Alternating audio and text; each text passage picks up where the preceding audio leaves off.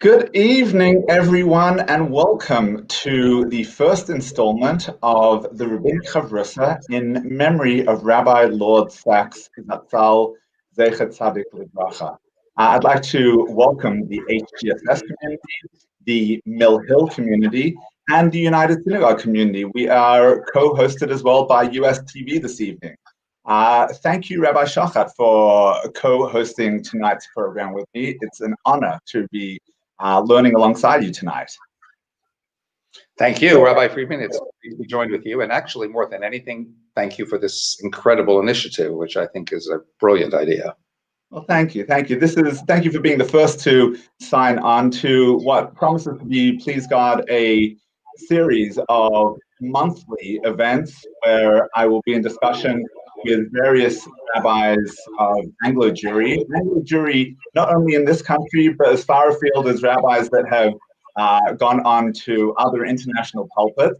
But this is all about Rabbi Sacks' great legacy that he has left for us, and one of the greatest leaders of our generation, and it's an honor. But I also want to thank you personally, Rabbi Schochet. I'm relatively new to this country, and you've been one of my rabbinic mentors, rabbinic go-to guys, and thank you for the personal advice and guidance that you've given me over the period that I've been here. So let's go straight into talking about Rabbi Sacks, and tell us a little about your relationship personally with Rabbi Sacks. So I actually came to this country probably just, he had already been chief rabbi-elect, but his induction occurred just a few months after I had arrived in Richmond Synagogue at the time, south of the river. And so I had the privilege of being a rabbi under his tenure, if you will, for the entire duration. And during that time, I had many opportunities to engage with him on a rabbinic level, of course, but equally on a personal level. So he inducted me into office. He was very hands-on, as he always was, in guiding my early years and my role in the rabbinate. When I, after 2.5 years of Richmond, was looking to consider moving on, I had gone to consult with him, and he, at the time, said to me something like, Rabbi Yitzchak, go home and tell your wife, how long have you been there? 2.5 years? You'll be there a total of 5 years. You know, 5 years is a good amount of time in the rabbinate. So tell her 5 years, so she'll appreciate it more as a finite concept. I said, fine. I mean, I know my wife, he doesn't. So rather than going home and conveying his message to her, I drove straight from his office back to South London, to Richmond, to the home of my then shul chairman, Eldra Tabachnik, and I tendered my resignation, told him I'd be leaving in about 6 months' time. And then the next morning I had called his office and I had said something to the effect, well, passed on the message. So in that moment, I think he kind of knew already what he was going to be dealing with going forward. But at the same time, as much as he was a little bit taken by the fact that I didn't follow his guidance, nevertheless, he, being the big man that he was, just appreciated where I might be coming from. You know, he didn't take it personal. That was the nature of him. He didn't take things personal in that sort of way. He appreciated and was open to other perspectives, which is a general, I think, principle that guided his life in many respects, including other faiths and so forth. And so when it came to me, other potential pulpits, it was Mill Hill that was on the table. In those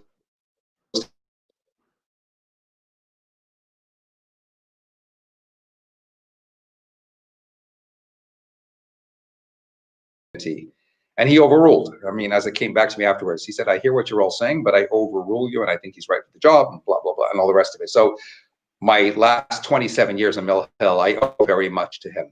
And in many respects, he just, as he did with many Rabbanim, he guided every step of the way. I was the last person once in his office. So as the last person whom he had seen when he got a phone call from Radio 4 to get on a program about, together with the then chairman of Oxfam, to talk about marketing, he put my name forward. And what did I know about any kind of media experience at that stage? I hadn't had any.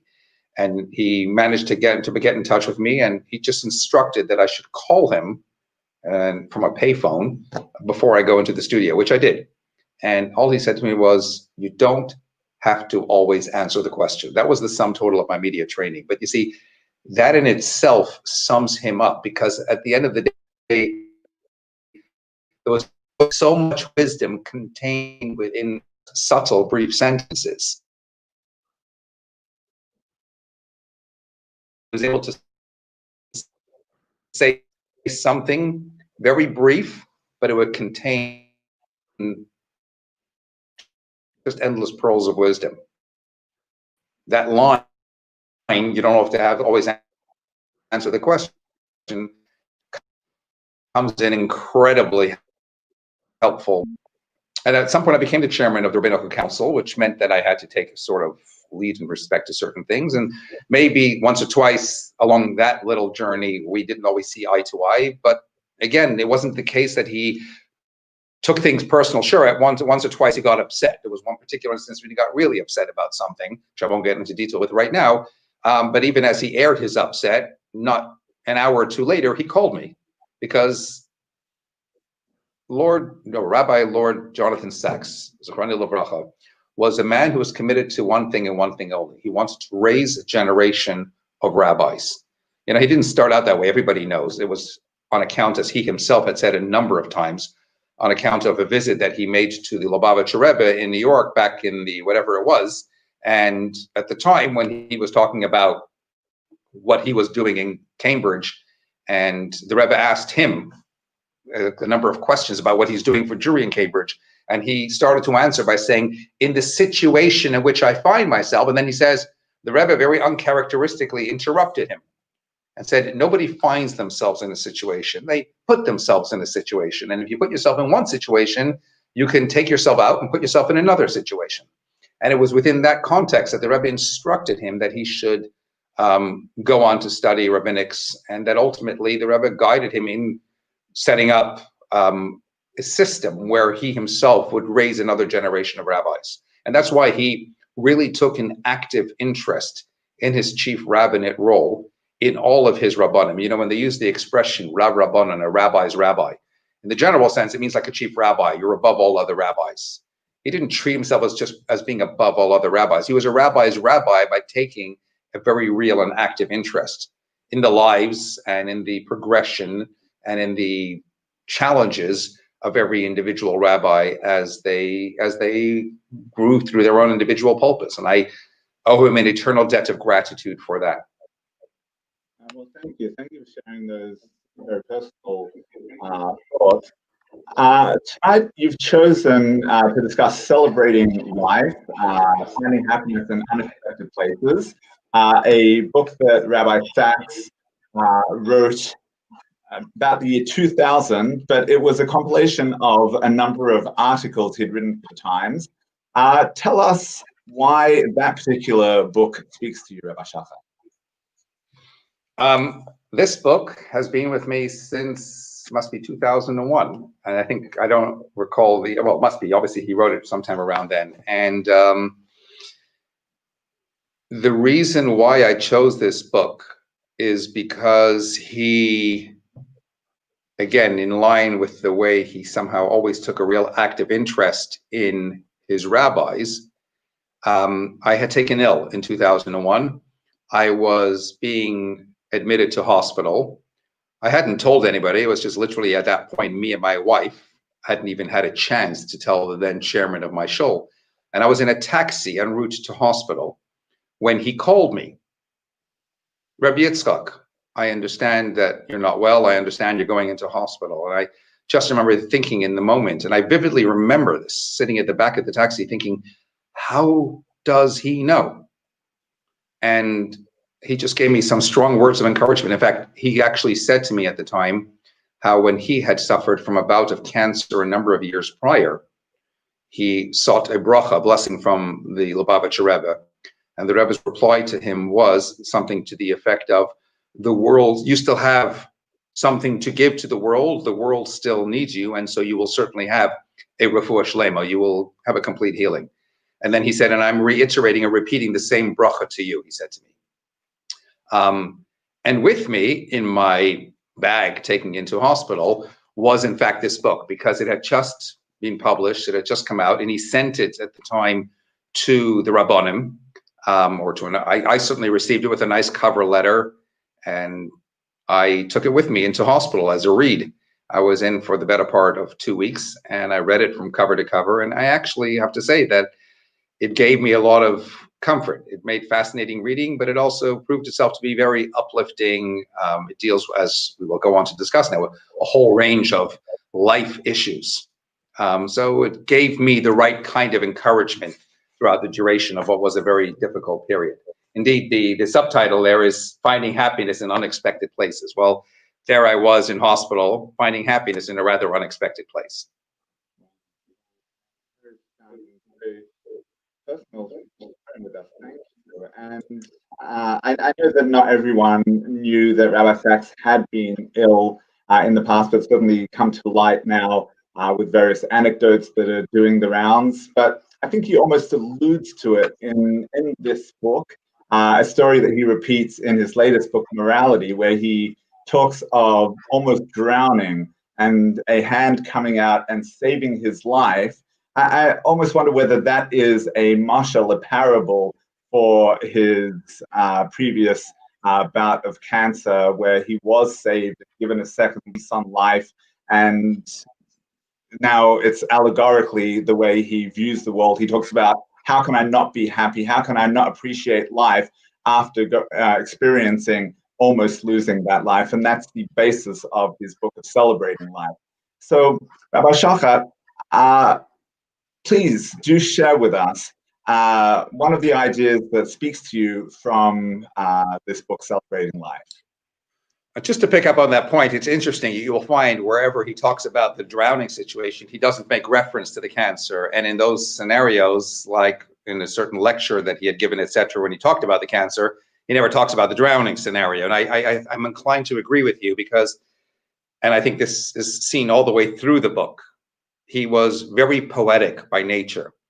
And that's why the poetry came through in his many words and his writings, etc. And so sometimes he would use all different sorts of descriptive terms to encapsulate life experiences. And as I say, like one of the chapters that jumps out at me is being a parent. You know, something most of us can relate to. And a classic, what I would call Saxonian line, again, very poetic, is that faith is a conversation between the generations. So what he's in effect talking about in that book is the idea of how generations are able to communicate from one to the next about who they are, what they represent, where they come from. I am the child of a Holocaust survivor. My mother was one of the hidden children in Holland. And faith was very much the conversation between the generations. That was the takeaway from her life experience that she continuously communicated over to me. And I reflect on this, the way that Chief Rabbi Sacks writes about it, and the whole parent-child relationship, parental responsibility, etc. And I've always marveled about the fact that if you think about our forefathers, Abraham had an Isaac, wonderful, lots of nachas, but he also had an Ishmael. Isaac, Yitzchak, had a Yaakov, but he also had an Esau.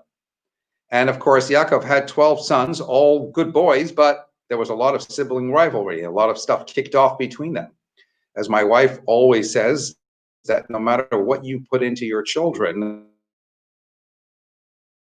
they still need a lot of divine help, if you will. Sometimes you can put in everything that you want, but ultimately they're going to still choose their own course. It's down to us. It's down to us to ensure, as the point that Rabbi Sacks makes in that particular chapter, to pass on faith. And faith, by its definition, doesn't necessarily mean just specifically aspects of your religion per se, but just inculcating the child with the right sort of convictions and the right sort of values, so that at least you're giving them the best fighting chance in life. And then he goes on actually in that same chapter, and he talks about the fact that only as a parent with a child can you properly appreciate the relationship between God and man. because in as much as we might see God as being abstract, as being something above, more like a king, if you will, we always refer to him ultimately as Avinu Malkeinu, our father, before we refer to him as our king. In other words, that first and foremost, as Rabbi Sacks is conveying there, he is our parent. And in the same way we can relate to our children and understand the feelings that we have for our children, it's necessary sometimes to pause and to reflect and to consider that ultimately that's the way God feels about us as well. And yes, you'll say, but hey, sometimes the demands upon us are quite taxing. Sometimes things don't make sense. But hey, as any child will tell you, there were things that you and I will have done on account of only 4 words that our parents only ever said. And that is simply because I said so. And that's the same thing. We don't necessarily understand what our parents want from us when we are younger and more immature. So too, we don't necessarily understand why God might want certain things from us. But we are responsible to adhere to it nonetheless, because it's our inability on account of, if you will, spiritual immaturity to grasp what it is he wants. But we do it because I said so. And then even when adversity might, God forbid, strike, I'm always reminded of the one particular anecdote of the child. It's one I always heard from my father, Zechariah Levracha, about a child who is brought by his mother to the doctor to administer a needle, an injection. And the child is crying blue murder. The child is really all upset. The child is angry with his mother, who's an accomplice to the crime, as it were. And yet that same child, when so much older, sometimes can be seen going back and begging the doctor for that same injection. What changed? It's the same doctor, it's the same needle. But the child changed, the perspective of the child changed. With maturity actually comes a more meaningful perspective. And after all said and done, even as the child is resenting the mother for holding him or her down while the doctor is administering the needle, he still turns around afterwards and gives mom a hug, because he knows after all said and done, this is part of the process and mom still loves me. That's what being a parent is all about. That's what faith is, the conversation between the generations really means. Oh, wow. So powerful. It reminds me of who says that the reason we have chukim, those mitzvahs that we don't understand, is that once we're able to have a relationship with God that goes beyond the rational understanding, we can circumcise our child at 8 days old. It rationally is, one of a better word, barbaric. So many things that we do that we don't think twice about, and if we did, it would really bother us, and yet we're still willing to do them. Says Rav Hirsch that enables us, when we deal with the difficulties of life, the challenges in life, we can also say, you know what, I might not understand this, but this is what God has given me. God wants me to be able to tackle this situation, maintain my faith in Him, despite everything that I'm dealing with. But I have the wherewithal to do that because I've already trained myself with those chukim, with those things that I don't understand. Indeed. I'm always intrigued about the episode of Aaron and his 2 sons, when he loses the 2 sons. And right after that are the laws of kosher. And Rashi, the commentary par excellence, makes the observation about the fact that those laws of kosher were communicated not just to Moshe, like many of the other mitzvot, but it was also communicated to Aaron, and his 2 sons. His remaining 2 sons were included in that instruction as well. And Rashi says, as reward for the fact that they didn't interfere, they didn't contradict their father, etc. I'd actually take it one step further. Kosher doesn't really have any rationale. People like to suggest all kinds of reasons, like healthy and all the rest of it. But if that were the case, you'd expect every rabbi to look like Arnold Schwarzenegger, and we don't. You do, Rabbi. So kosher is a statute. It's got nothing to do with health. It's God's reasons why you can't.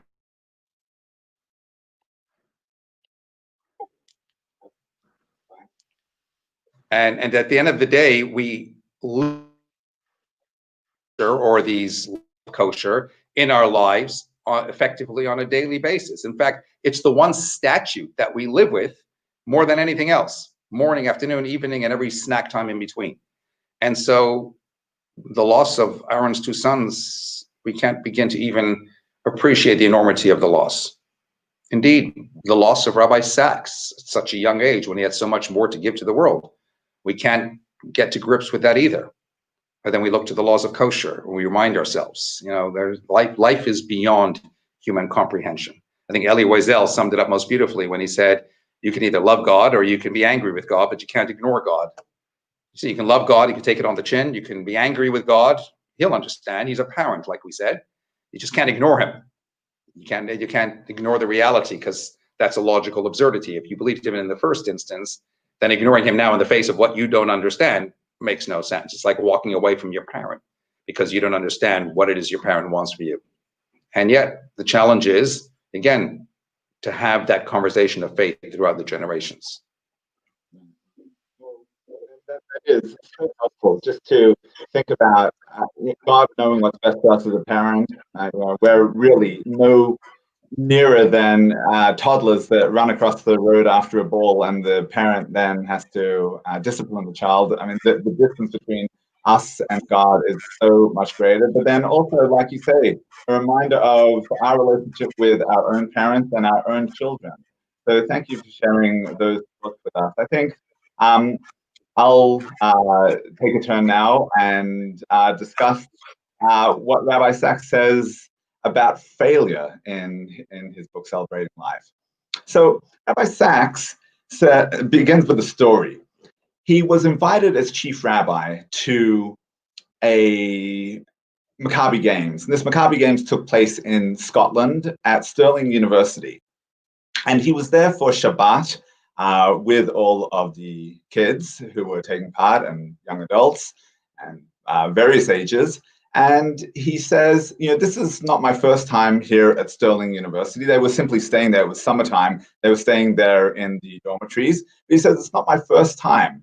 I was actually here some 30 years ago for a job interview. When I had first received my doctorate in philosophy, I applied for jobs as a philosophy professor, one of which was here at Stirling University. I came all pumped. I thought the interview went very well, only to find out I didn't get the job. He says, turning to the Maccabeans, he says, you know what? Had I gotten the job at Stirling University some 3 decades ago, I probably wouldn't be the chief rabbi today. But right then, at the time, I was devastated. It felt like my world had caved in. I had put in this immense amount of effort into my doctoral studies, thinking that I was ready to go and whoever took me would be so fortunate. And to find out that, maybe it wasn't going to happen. Maybe I didn't know what I was going to do with my life. I was crushed. But look, the Almighty has his ways. When we fail in life, the question isn't about failing. Everybody fails at some point in their lives. And Rabbi Sacks made mention of this in his Slichus address last year at Hampstead Synagogue. I encourage people to please watch that incredible address where he talks about his interview with a rabbi in America. I think we know from parallel stories now that was my friend and colleague, Rabbi Ephraim Goldberg at Boca Raton Synagogue, where Rabbi Goldberg had asked him, Rabbi Sacks, you're perfect. Have you ever had any failures in life? And he says, of course I've had failures. Someone who doesn't fail in life means that they've made no effort in life. And if you've made no efforts, then you're not going to go anywhere. He talks about in this book, Celebrating Life, he talks about experimentation. You think about a scientist in the laboratory, if they never experiment and most of the trials are going to fail, then without taking those risks, they will never reap the rewards, because those that are simply taking the safe route of always being perfect just won't go anywhere. The only way to achieve is to take risks. Taking risks will necessitate failure, but then once you've failed, it's not a question of failing, and that is not the end. The question is, what do you do with that failure? We know that we're told, Sheva Yipol Tzadik V'Kam. King Solomon says that the righteous will fall 7 times and arise. The more we take those risks, the more we make those efforts, we will be able to be even better in life. It's only by taking those risks and failing many a time that we're able to learn from our mistakes and build on them. Life is about growth. We come into this world where we didn't need to be here. I was, before I came down here, I was up there as a soul sitting with God in his heavenly abode. And every time they came into the room and said, okay, who's ready to go down to earth? We all hid under the table. Nobody wanted to go. We were in heaven. Until finally, they said to me, Friedman, it's your turn. And I went down, came down. And we all come down into this world, 70, 80. Some of us are luckier to be here a little longer. But what's the point if we're going to just go back there? So why are we here? The reason that we're here for our short period on earth is to face challenges and grow from those challenges. Some of those challenges will be successes. Others of those challenges will be failures, some of which because we failed in our own efforts, and others because they were beyond our control. There was nothing that we could have done. And God wasn't saying, well, I want you to succeed despite all the odds being against you, because sometimes God places all the odds against us. But God says, I want to know how you're going to respond from the circumstances, from the situation that I placed you in. When we still maintain our faith, when we still maintain our attitude of gratitude to the Almighty, then we've grown. Then we've become better, stronger people, both physically, emotionally, mentally, psychologically, but also spiritually. And so my soul is now even stronger than it was when it started its journey through this lifetime, so that when I return after 72 years, I'm that much closer to the holy abode, to God's throne. And no doubt Rabbi Sacks is right there, right front row seats with the Almighty after all that he contributed and grew and failed and grew and failed and grew throughout his lifetime to be able to be that stronger, better neshama that he is today.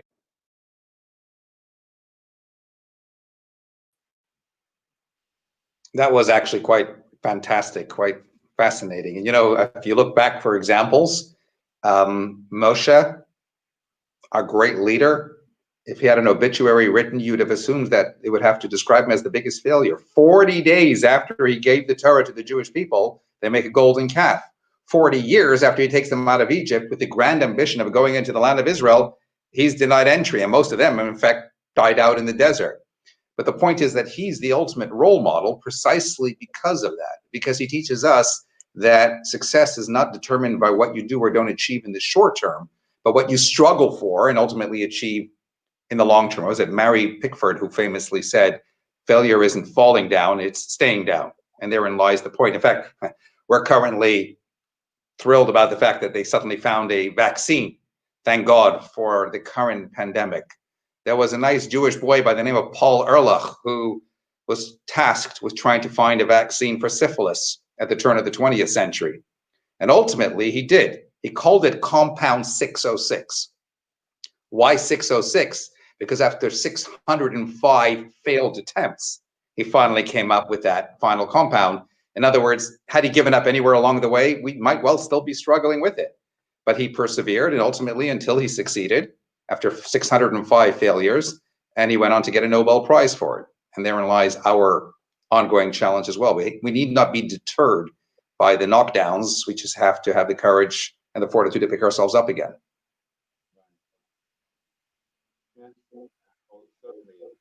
We all know Rabbi Sacks had private challenges and public challenges. And what made Rabbi Sacks so great was his ability, time after time, to show his greatness. His greatness shone through as his responses to those challenges that just didn't take him down. I mean, I encourage those who didn't see the piece written by Rabbi Dr. Josh Berman of Bar-Ilan University, who speaks about the first time when he published his book or maybe an early article of countering biblical criticism, and he was slaughtered on the in the virtual world, and he didn't know what to do with himself. And Rabbi Sacks, he says, gave me a step-by-step. Here's how you deal with it. These are the feelings, the emotions you will go through. And if you come out the other side by taking these steps, this is how you'll deal with it, and you'll be even stronger as you face life going forward. And he says, the more I apply those principles that he gave me, the more I'm able to face greater challenges in life. And he actually told me himself, Rabbi Sacks, how there was the Hugo Grin affair, the details of which we don't have to get into, but he was being dragged from all elements of the community. He was, as is the case when you are chief rabbi, being beaten up by the right, beaten up by the left, and there was really no winning. And at that point, and it wasn't that many years, in fact, into his chief rabbinate, and he confided in me, and he said actually that at some point then he really felt so overwhelmed by it all that he contemplated just resigning, like, I did my bit. It was only a short stint, but I'll now move on to other things where I don't have to endure this. And clearly he figured out how he can dig deep, pick himself back up, and go on to achieve greatness, as indeed he did. Wow. Well, Schochet, how about you share another idea with that, please? So following on from the parent theme, there's something else that Rabbi Sacks talks about, which is not too dissimilar, when he talks about what we give our children. Now, this is not so much the role of parents, but effectively the responsibility of what we're going to pass on to the next generation insofar as what they're going to take away. In other words, this isn't just about faith. This is a lot more. He talks in a story there about a speech that he was giving, which he describes as a very emotional speech at a kinder transport reunion. I think it was however many years reunion. And Lord Attenborough was there. And Lord Attenborough then spoke about his own life experience of two Jewish girls in 1939 that were brought to his home, and how his father sat down and spoke to him and his siblings about the fact that they were going to have to start making numerous sacrifices financially and in many other respects because of the fact that they have these two girls. But the father put the question to them if they're willing to do this. He didn't impose it upon them, but he explained why it was necessary, because otherwise these two girls from the kinder transport would otherwise perish. They wouldn't have where to go. They wouldn't have whom to take them in. But at the same time, explained to them, that is his own kids, about what the cost was going to be. And of course, they embraced these two Jewish girls. And Chief Rabbi Sacks actually goes on to describe in that chapter that it no doubt might have contributed to Lord Attenborough's own commitment to whatever he did for humanitarian purposes of sorts. And the general gist of what Rabbi Sacks is communicating in the actual book is, what is the greatest gift? What is the greatest gift that you can recall a loved one leaving you?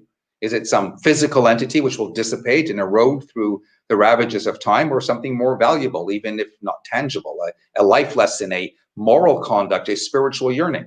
And then we have to task ourselves with the same question. What gifts are we imparting to our children? Is it the transient stuff that is here today, gone tomorrow, or something more meaningful, more substantial, that no matter what will always leave an eternal impression? I remember when I was 9 years old, I'd seen pictures of a walkie-talkie set, which I was desperately hoping for my birthday gift. And when I unwrapped the packaging, it was a bathrobe, and I was so distraught. In fact, if I'm really honest, I don't think till today I've ever properly recovered. I still remember the price for the walkie-talkie set was $7.99. The bathrobe would have been something like $10. So I'm thinking, why do they do that? And the answer now, obviously, as a parent myself, is because what kids think is in their best interests is not always the same as what parents know to be in their best interests.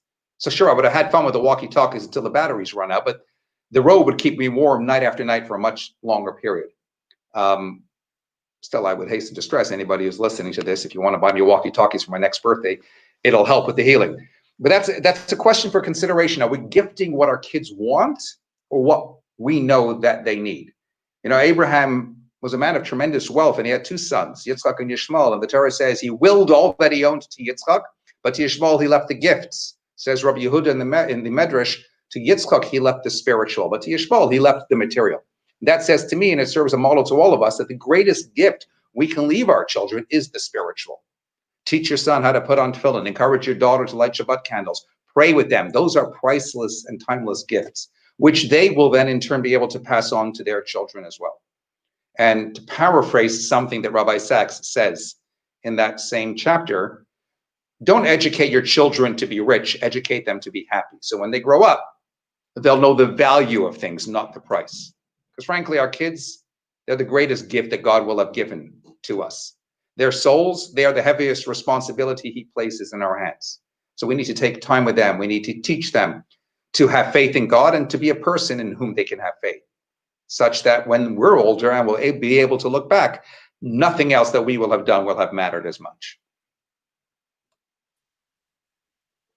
Wow, thank you, Schochet. And Mark Gardner, if you're listening, or the Mill Hill CST team, I think Rabbi Schochet would like to join CST at this point and get his walkie-talkies.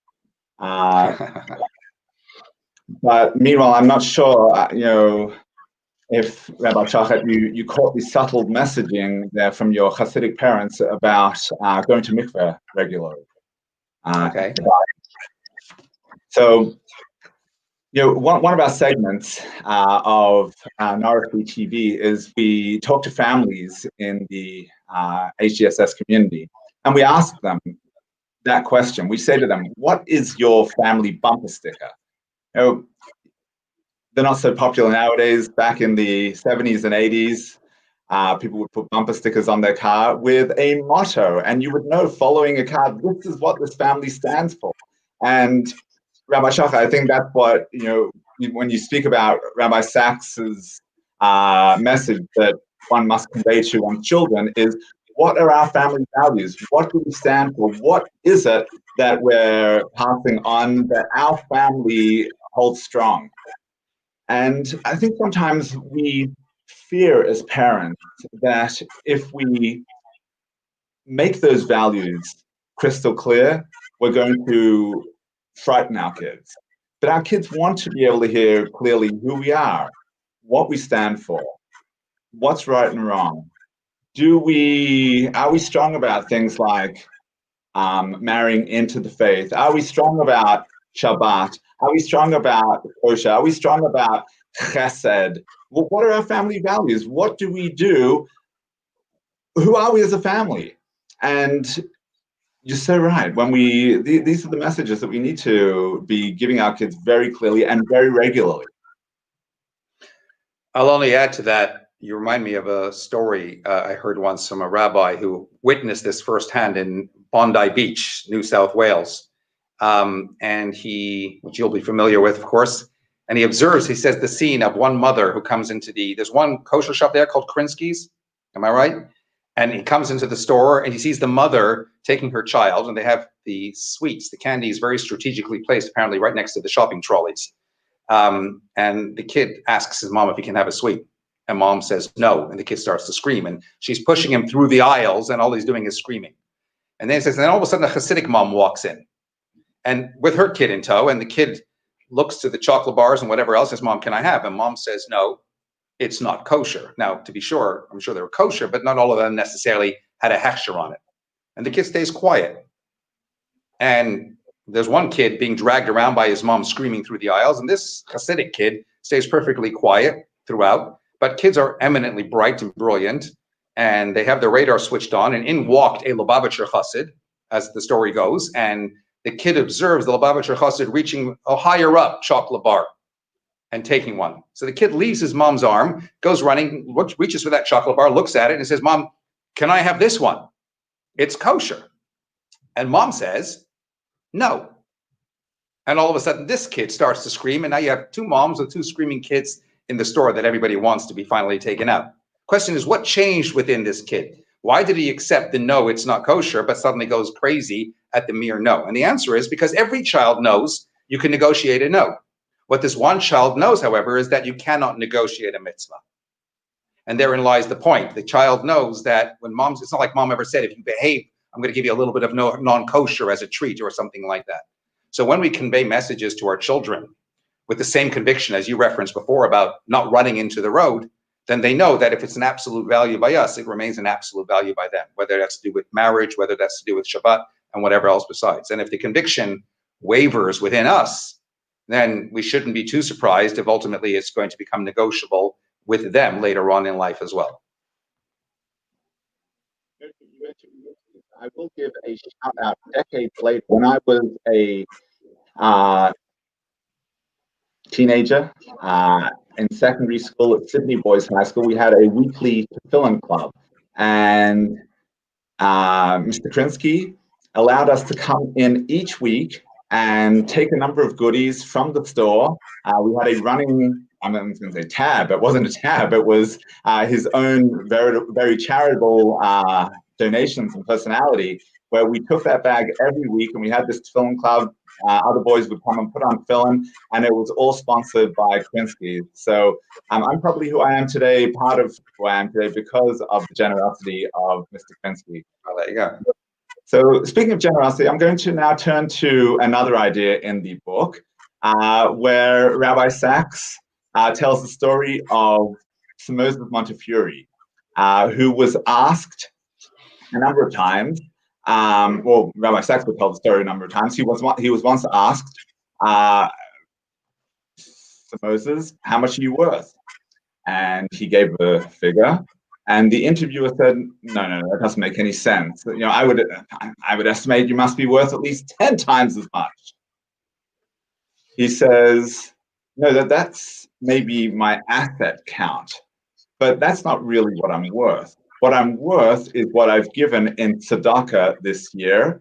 And that's the only thing I can truly count as my own, because nobody can take away that mitzvah from me, that generosity from me. That's given, that's in the bank, that's in the spiritual bank forever. That is what I am worth right now this year. Anything else, who knows what will be? And especially, we think in these sad, very volatile times. All we can know is what we have contributed, what we have given. And I mean, it even comes from this week's Parsha. We have Yaakov, who Jacob has a dream after escaping from the clutches of his brother Esau. He has a dream of angels ascending this descending ladder.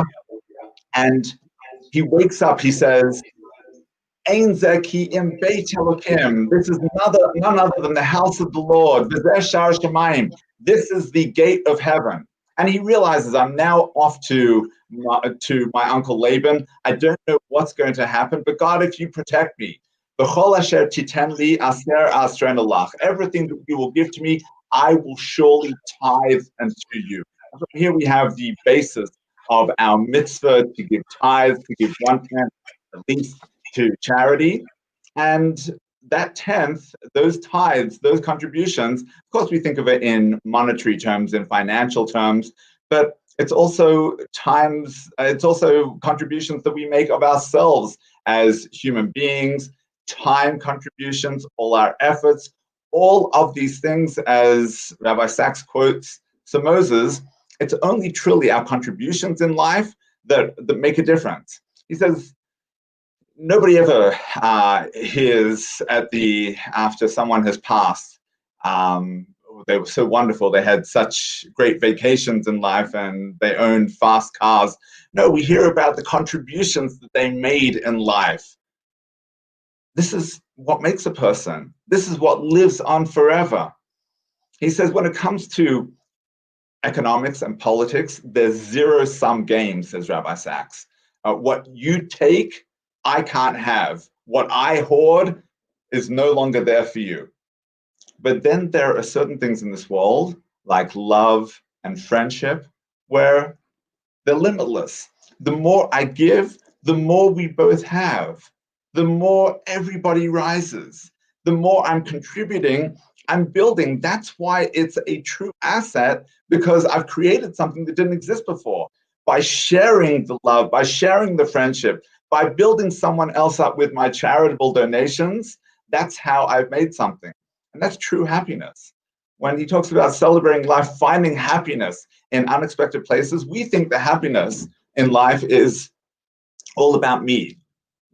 What can I get out of life? What can I get out of this relationship? Happiness, says Rabbi Sacks, is what can I give to life? What can I give to the relationship? What can I give to society? What can I give to my community? The more I'm able to give, the happier I'll be, the more fulfilled I'll be. Rabbi Sacks says that there is a Jewish doctrine about tzedakah, about charity, that says that you haven't truly given charity to a pauper or to a needy person until they themselves have sufficient funds and the wherewithal to give charity to another person. Why? Because until that point, they're just needy, they're still feeling needy, they're still feeling incomplete, unfulfilled. But the moment that they can actually give to another, now they're somebody. Now they've gone through a transformation. They're not just that needy person, they're now a mensch, a contributor, somebody who can truly find happiness themselves. Happiness, says Rabbi Sacks, is contribution. As Rabbi Schochet joins me right back on screen, I do encourage everyone, please do post your comments and questions in the comment section. And if there are any questions that we can address, we certainly shall. Rabbi Schochet? So happiness is actually one of my, I read that chapter. And I thoroughly enjoyed it, because happiness is one of my biggest hobby horses, my biggest themes. If I go around lecturing, in fact, in the last 2 weeks, I was doing Zoom lectures, one in California and one in Brussels, and both of them were variations of the pursuit of happiness. And I think everything you said and the way you encapsulated what the message Rabbi Sacks was conveying was very right and very profound, the way you put it over. Because at the end of the day, happiness is not about having the best of everything, but making the best of everything you have. And the best way you can make the best of everything you have is indeed by sharing it with other people. And there's another common misconception, because you find that people have so much and they're just continuously disgruntled, they're frustrated, they're never happy. You can have all the money in the world and find somebody so disgruntled and dissatisfied. And at the same time, you have somebody who could be living in a third world slum and be perfectly happy. Why? What is the distinction between them? And the answer is exactly that, because one of them, no matter, and indeed the Talmud says a person has 100, wants 200, 200, 400, whatever. But when somebody is indeed, in the words of the Mishnah, satisfied with their lot, and that satisfaction will come by way of also, as you say, sharing it with others, then invariably you will always find that happy place within. In fact, I've often taken people through an exercise, always at the beginning of such a lecture. I tell them, close your eyes and just think of 3 reasons why you have to be sad, just for 30 seconds or so. And they do that. And I get always a little bit worried, because you don't want suddenly something terrible to happen. And then I make them open their eyes and I say, well, now close your eyes again and think about 3 real reasons why you have to be happy. And again, they do that. And then I say, now be honest enough with yourself and tell me which one weighs up over the other. And I would argue that 99% of the time, with obviously different extreme circumstances, the happy factors will outweigh the sad factors, which then begs the question, why do we allow for the things that get in the way of our happiness to actually drag us down? I use the analogy always, if somebody just won the Euro lottery and they just won, I don't know, 100 million euro, and they jump up in the air and then they come down and God forbid break their leg in the process, how much pain do you think they're really going to be in while they're wheeling them into the operating theater to pin that leg together? You'll be thinking about how you're going to be coming out the other side, convalescing in some beautiful resort. And therein lies the challenge. Don't let the negatives of life drag you down and interfere with your happiness. Figure out how to live a meaningful, productive life. Know the value of everything that you have in your life. Be prepared and be willing to share that with others. And then ultimately you'll find your inner contentment. Exercise about the bad things in life and happy things in life. Rabbi Sacks brings in the book the idea of the black spot on the white page. And when you ask people what do you see, and they say, I see a black spot, and he says, well, that's only 1% of the page. 99% of the page is white, good things, positive things in your life, and those are the things we need to focus on. Rabbi Schochet, I know we have a few things to get through. Maybe we'll each choose one last topic. So, Rabbi Schochet. So there's another chapter in there entitled Losing Our Way. And it actually follows on very much from this very same theme. In fact, there's a thread that weaves through the tapestry of this whole book. Losing Our Way, Rabbi Sacks begins with an anecdote about a rabbi sitting in the study hall and he's stroking his beard and he's saying, things are good. And then he says at a certain point, he suddenly looks up and he says, but dear God Almighty, if things are so good, why are things so bad? And he goes on to reflect about the advancements of then, as he wrote it, the 20th century, advancements in science, advancements in technology, and whatever else, medicine, and so on and so forth. But coupled with that comes so much anxiety, so much depression, drug abuse, and he uses a whole range of quite graphic examples to illustrate how, as much as things are so good, things indeed are also so bad. And he says, indeed, if things are so good, then why are things so bad? And again, to paraphrase a theme that I think he's essentially bringing out is that, yes, sir, we've advanced in every other respect, but we haven't advanced in our own morality and our own value system. So we've, all been all about the material pursuit, but at what price? And what have we lost along the way? Hence the title of that particular chapter, Losing Our Way. To be sure, material pursuit, there's nothing wrong with that. God didn't make us to be angels. God didn't want us to be ascetics. Material pursuit can be a spiritual ambition. Judaism actually lauds the notion of capitalism, but you have to be a kosher capitalist.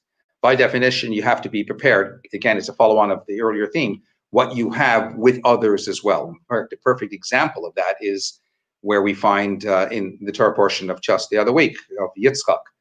Yitzchak was something of a recluse. He was a holy man, a spiritual man, and yet we're told in great detail all about wells that he dug. Now, digging wells in those days was big business. Whatever digging oil wells are today, water irrigation back then would have been big business. And the Torah makes a conscious decision of telling us that Yitzchak dug wells. But at the end of it all, it also tells us how he gave, how he tithed from everything that he had earned. The Torah tells us how he amassed immense wealth, but he also shared it with other people as well. So it's there to communicate to us the fact that in as much as we might think spiritual people cannot be involved in material pursuits, no, on the contrary, we're meant to engage with the world. We're meant to accumulate as much as we can, but we're not meant to then just hold on to it and hoard it and just look to accumulate yet still more, because ultimately then we're going to lose our way. As per the chapter, we have to make sure to share it out. The people of Sodom were told that they were ra'im b'chata'im. They were bad or evil, and they were sinners. And again, Rashi steps in and tells us they were bad with their bodies and sinners, or bad with their money and sinners with their bodies.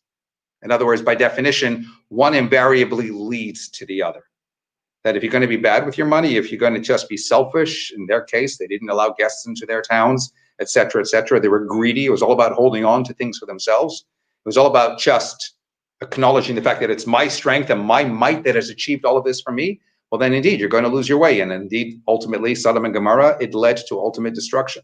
So we need to find the balance between, on the one hand, again, by all means, going in pursuit of achieving and accomplishing as much as you can, but never lose sight of the values and the morality that needs to underpin all of that acquisition, which will then enable everything to be done in the proper context with which God intended us to achieve in this world in the first instance.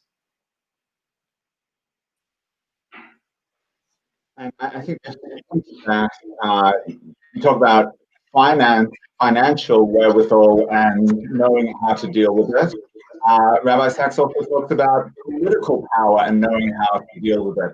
He has a chapter on civility, which is so prescient, probably true throughout the generations, but thinking about the situation we find ourselves in right now, the polarization across the world, the elections, and just to let our viewers know, despite our funny accents, neither of us are American. We are both from the Commonwealth, and Rabbi Sacks, of course, was the chief rabbi of not just Anglo-Jewry, but chief rabbi of the Commonwealth.